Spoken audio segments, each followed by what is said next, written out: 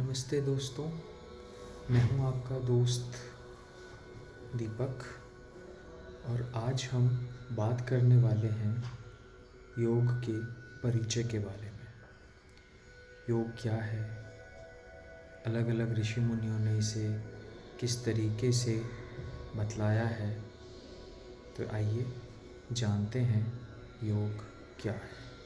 और मैं उम्मीद करूँगा कि आप सभी से आँख बंद करके सुनना तो बड़ा ही आनंद आएगा। तो मित्रों, योग जो है वो युज धातु से मिलके बना है। ये युज धातु एक संस्कृत का शब्द है जिसका मतलब है, इंग्लिश में बोलूँ तो टू जॉइन और टू यूनाइट। इसका अर्थ मिलना जुलना आदि के पास के शब्दों का है, मिलने जुलने से जुड़ा हुआ है। या यूँ कहें कि जो मिलावे किसी भी चीज़ों को, उसे योग कहते हैं। अब योग के जो बड़े भाष्यकार जो आपने सुना हो, महर्षि व्यास, उन्होंने इसे समाधि कह के पुकारा है, जिसका भाव ये होता है कि जो जीवात्मा है, जो हमारे अंदर आत्मा है, एक इंसान के अंदर की जो सोल है, वह सच्चिदानंद रूप ब्रह्मा अर्थात जो भगवान हम सबका मालिक है, ऊपर ब्रह्मांड में है, उससे मिले। तो योग एक साक्षात्कार है जीवात्मा का और ब्रह्मानंद स्वरूप भगवान का। और भगवद गीता में तो श्री कृष्ण भगवान ने इसे कर्म में कुशलता और दक्षता का नाम दिया है कि आप अपने कर्म में कुशलता बनाए रखें, उसमें निपुण हों, तो यही आपका योग है। अब बात करते हैं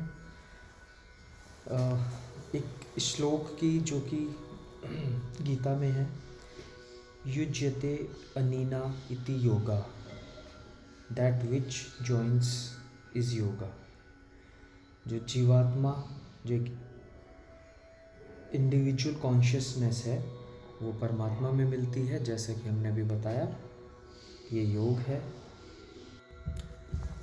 योगः चित्ता वृत्ति निरोधः, जिसका मतलब है, इंग्लिश में बोलूँ तो, yoga is Stilling the fluctuations of the mind.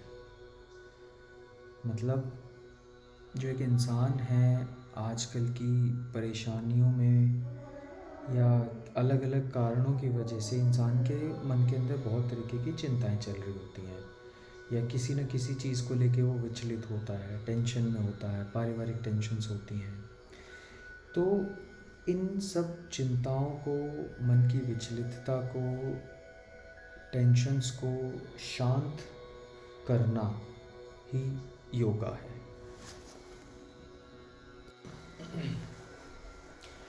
और जो योगा है ना, ये एक साइंस भी है और साथ साथ एक कला भी है। जैसे अगर हम इसकी बात करें कि साइंस कैसे है, तो साइंस इसलिए क्योंकि इसके अंदर बहुत तरीके के आसन हैं, बहुत तरीके के ऐसे प्रैक्टिकल मेथड्स इसमें बताए गए हैं, जिनसे आप अपनी बॉडी को और माइंड को हेल्दी रख सकते हो, उनको कंट्रोल कर सकते हो। और एक आर्ट भी है because of its sensitive nature, एक सेंसिटिविटी भी है इसके अंदर, एक जुड़ाव है, तो ये एक आर्ट भी है।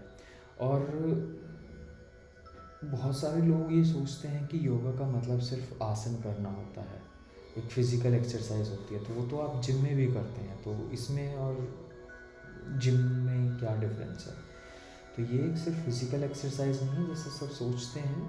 आसन और पोस्चर्स जो हैं वो इसका एक मतलब फिज़िकल पार्ट जो है वो एक आस्पेक्ट है, एक सिर्फ एक साइड है योगा की, दूसरी साइड नहीं है ये योगा की। दूसरी साइड कुछ और है। और ये सिर्फ एक थ्योरी भी नहीं है, एक प्रैक्टिकल तरीके से आप अपनी लाइफ को कैसे चलाते हैं, वो भी इसके अंदर बहुत ही अच्छे तरीके से बताया गया है। और दोस्तों देखो, अगर किसी ने शहद को टेस्ट ही नहीं किया है तो उसको पता कैसे चलेगा कि शहद का मीठापन जो होता है वो चीनी जैसा मीठापन होता है या गुड़ जैसा होता है या अलग तरीके का मीठापन होता है।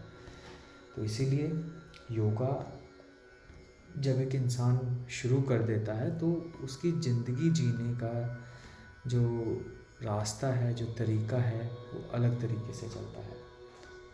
जैसे आपने सुना होगा, yoga is the journey of the self through the self to the self. Yoga जो है कि यात्रा है जो कि खुद से शुरू होती है और आपके खुद के अंदर से इसका रास्ता जाता है और खुद तक ही जाता है। It's all about you.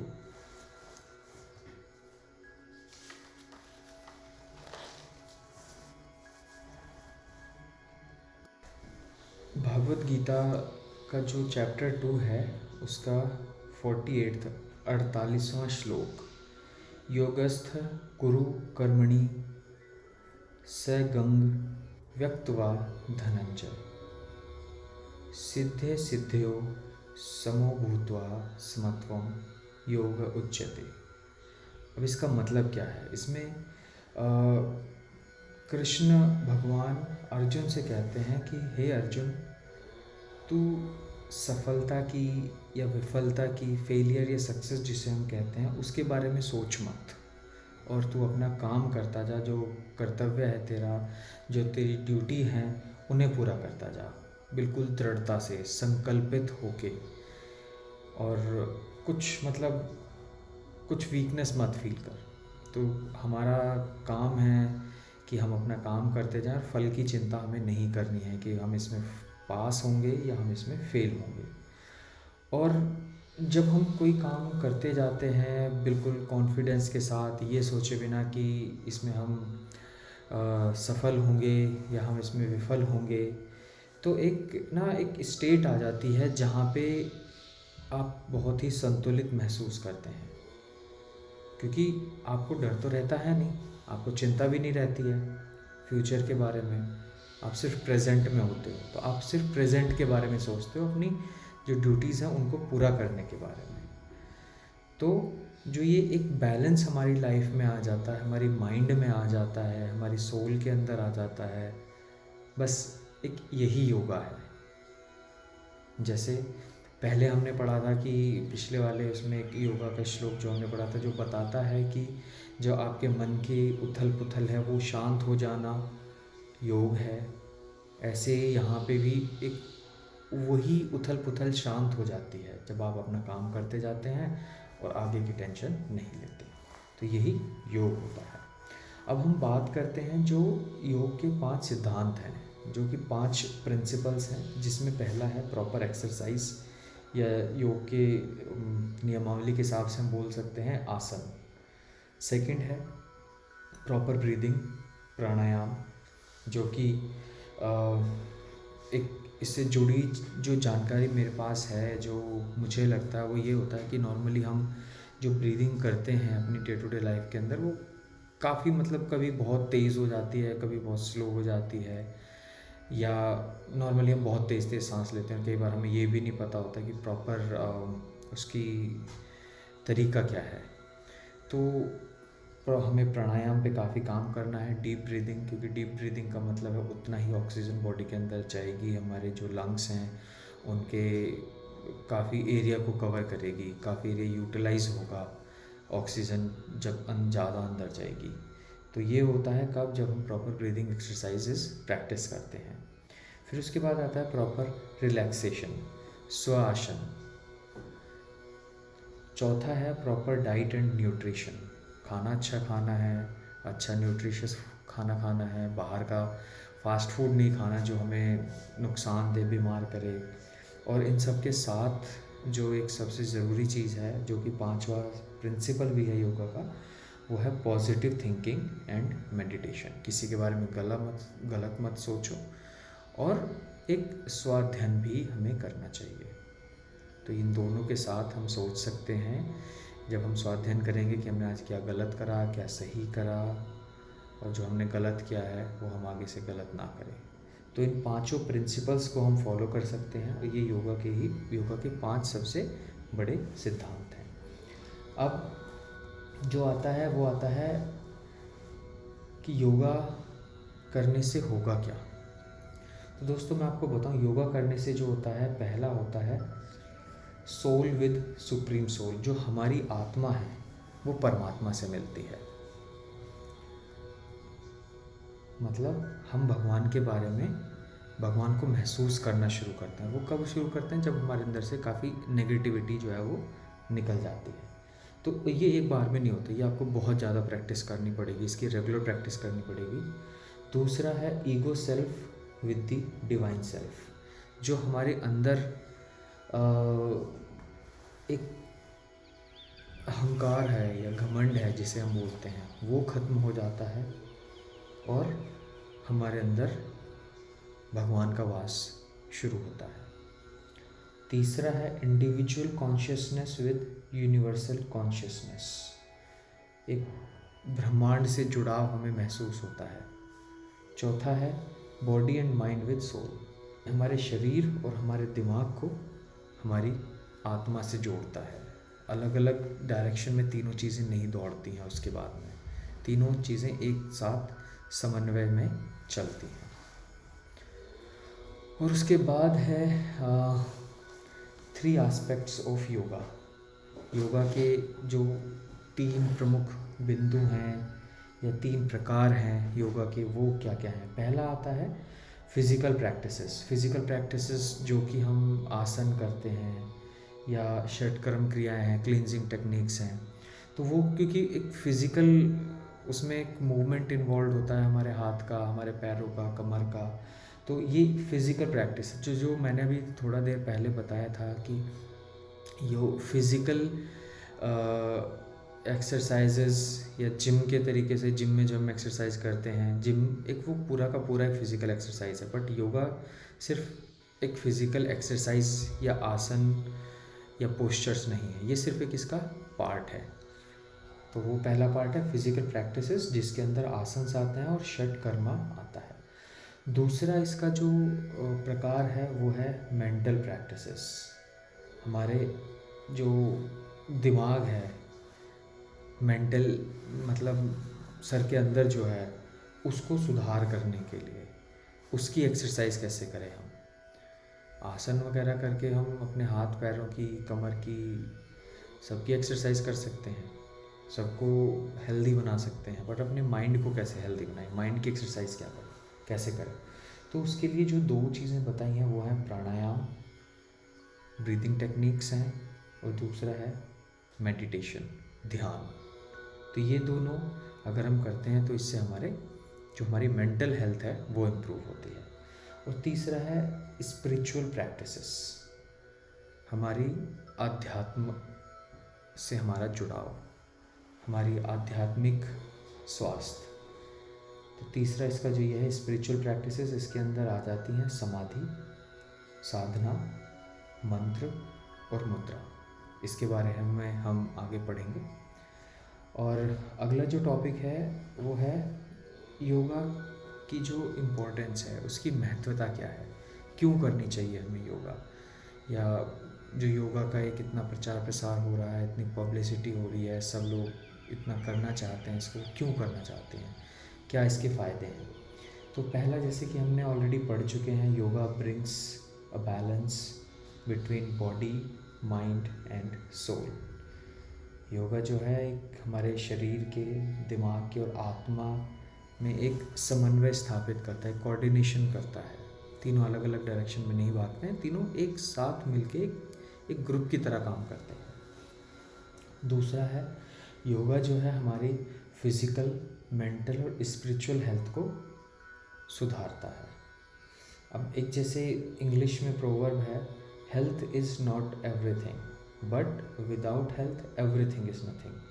हाँ, इस चीज़ से हम बिल्कुल एग्री करते हैं कि हाँ, ये है कि अगर हम स्वस्थ हैं तो ज़रूरी नहीं है कि सिर्फ स्वस्थ रहना ही सब कुछ है। स्वस्थ रहने के साथ साथ हमें काम भी करना पड़ेगा, हमें अपनी आजीविका चलाने के लिए पैसे भी कमाने पड़ेंगे, दूसरों के साथ अच्छा बिहेवियर भी करना पड़ेगा, और अपनी करियर को लेके आगे भी बढ़ना पड़ेगा, मेहनत भी करनी पड़ेगी। पर अगर हमारा स्वास्थ्य अच्छा नहीं है तो हम इन सब में से कुछ भी नहीं कर पाएंगे। तो इसीलिए without a good health everything is nothing. Next है कि जब हम योगा करते हैं तो हमारे अंदर ये एक पॉजिटिव एनर्जी पैदा करता है, और जिससे क्या फ़ायदा होता है कि जो अपने आप को समझने की, अपने आप को महसूस करने की जो हमारी ताकत होती है वो इससे बढ़ती है, इसमें बढ़ाता है। वरना नॉर्मली अगर हम भाग दौड़ भरी ज़िंदगी में भागते रहते हैं, हमें पता ही नहीं चलता हम क्या कर रहे हैं, क्यों कर रहे हैं, गलत कर रहे हैं, सही कर रहे हैं, इससे हमारे बच्चों पे क्या फ़र्क पड़ेगा, इससे हमारे बुज़ुर्गों पे क्या फ़र्क पड़ेगा, या इससे हमारे समाज पे क्या फ़र्क पड़ेगा, या इससे हमारी जलवायु पे, क्लाइमेट पे क्या फ़र्क पड़ेगा। तो बहुत सारी चीज़ें नॉर्मली जो हम भाग दौड़ भरी ज़िंदगी में नहीं ध्यान रखते, पर अगर हम योगा कर रहे हैं, एक अपने कंट्रोल में हैं, सेल्फ स्टडी कर रहे हैं, सेल्फ मेडिटेट कर रहे हैं, तो कहीं ना कहीं ये हमें इन चीज़ों पे सोचने पे मजबूर करता है, और हम सोचते हैं सही गलत के बारे में। तो ये होता है कि yoga helps in our self realisation. अगला है कि जब हम योगा करते हैं, जैसे बहुत सारे आसन करते हैं, प्राणायाम करते हैं, षटकर्म करते हैं, तो जो हमारी गलत सलत खाने की वजह से या बाहर का भीतर का खाने की वजह से, प्रॉपर एक्सरसाइज ना करने की वजह से, या सही समय पे ना खाने की वजह से बहुत बॉडी के अंदर बहुत सारे टॉक्सिन्स जो है बढ़ जाते हैं। तो अगर हम योगा फॉलो कर रहे हैं तो ये हमारे उन टॉक्सिन्स को भी बाहर करता है, जिसमें योगा का एक हिस्सा षटकर्म, क्लींजिंग टेक्निक्स, तो उनका यूज़ करके हम बॉडी को मतलब क्लीन कर सकते हैं। और जब हमारी बॉडी क्लीन होगी, हम प्रॉपर एक्सरसाइज करेंगे, सोच हमारी पॉजिटिव रहेगी, मेडिटेट करेंगे, ब्रीदिंग एक्सरसाइज करेंगे, तो हमारी इम्यूनिटी जो है, रोग प्रतिरोधक क्षमता, वो खुद ब खुद ही बढ़ जाएगी। और इससे अगली चीज़ ये है, अब ये सारी चीज़ें देखो ना एक साथ कनेक्टेड है। अब ये हम स्वस्थ हो जाएंगे, इम्यूनिटी बढ़ जाएगी, बीमार कम रहेंगे, तो हम अपनी जो जीवन का हमारा रास्ता है, ज़िंदगी जीने का तरीका है, हम उस पर कॉन्सेंट्रेट कर पाएंगे। या कोई और भी काम है हम बैठ के कर रहे हैं, हमारा मन नहीं लगता, तो इन सबको करने के बाद हमारा कॉन्सेंट्रेशन भी ऑटोमेटिकली बढ़ जाएगा, और हमारी प्राण शक्ति भी बढ़ती है। जो आपने देखा होगा कि कई बार जो योगी होते हैं, बड़े बड़े योगी होते हैं, वो सर्दी में भी चले जाते हैं, गर्मी में भी चले जाते हैं, ना उन्हें सर्दी लगती है ना गर्मी लगती है, या अगर थोड़ा खांसी जुकाम होता है वो गर्म पानी पी के या थोड़ा योगा करके, ब्रीदिंग एक्सरसाइज करके वो ठीक हो जाते हैं। क्यों हो जाते हैं ठीक? क्योंकि एक तो उनकी इम्यूनिटी अच्छी होती है, और फिर उनकी प्राण शक्ति भी अच्छी होती है, जो कि उनका खाना पचाने में और सुबह से लेकर शाम तक जो उनके रूटीन के बहुत सारे काम हैं उनमें हेल्प करती है, उनको पॉजिटिव रखती है। अंदर की जो हमारी शांति है उसे बढ़ाती है। हम पर हमारा खुद का कंट्रोल कैसा है उसे बढ़ाती है। आपको डायबिटीज़ है, आपको मीठा नहीं खाना है, आप योगा कर रहे हैं, तो आपकी इच्छा शक्ति, दृढ़ शक्ति बढ़ जाएगी कि मुझे मीठा नहीं खाना है तो नहीं खाना है। जबकि अगर आप नॉर्मल लाइफ में हैं तो शायद आप चीट कर लें कि भाई नहीं, चलो जा रहे हैं, हलवाई की दुकान दिखी और चलो एक रसगुल्ला खा लेते हैं। तो ये चीज़ भी है। और लास्ट में जो एक चीज़ है वो यही है कि योगा जो है वो हमें समझाती है हमारे जीवन के बारे में, हमारा जीवन क्यों है, इसका अस्तित्व क्यों है, इसके बारे में हमें समझाती है। और मेरे ख्याल से ये शायद इस एक लाइन है पर इसका मतलब बहुत बड़ा है। तो आप ये समझ जाएंगे तो सब कुछ समझ जाएंगे। अब दोस्तों, जो योगा है वो 8 उसमें बटी हुई है, जो इसके मतलब हिस्से हैं, 8 अलग अलग हिस्से हैं जिनके मैं अभी नाम बता रहा हूँ, पर हम अगली वीडियो में उनको एक एक करके समझेंगे। पहला है अष्टांग योग, दूसरा है ज्ञान योग, तीसरा है कर्म योग, चौथा भक्ति योग, हठ योग, नाड़ा योग, लय योग, मंत्र योग। तो आपको मेरी ये जो आपने ऑडियो सुना ये कैसा लगा, इसके बारे में अपने कमेंट्स दीजिए, क्योंकि ये मेरी पहली वीडियो है तो शायद मैं उतना अच्छे से ना कर पाया हूँ, पर आपके कमेंट्स, आपके फीडबैक जो आएंगे उसके हिसाब से मैं अगली वीडियो को सुधारूँगा। Thank you so much.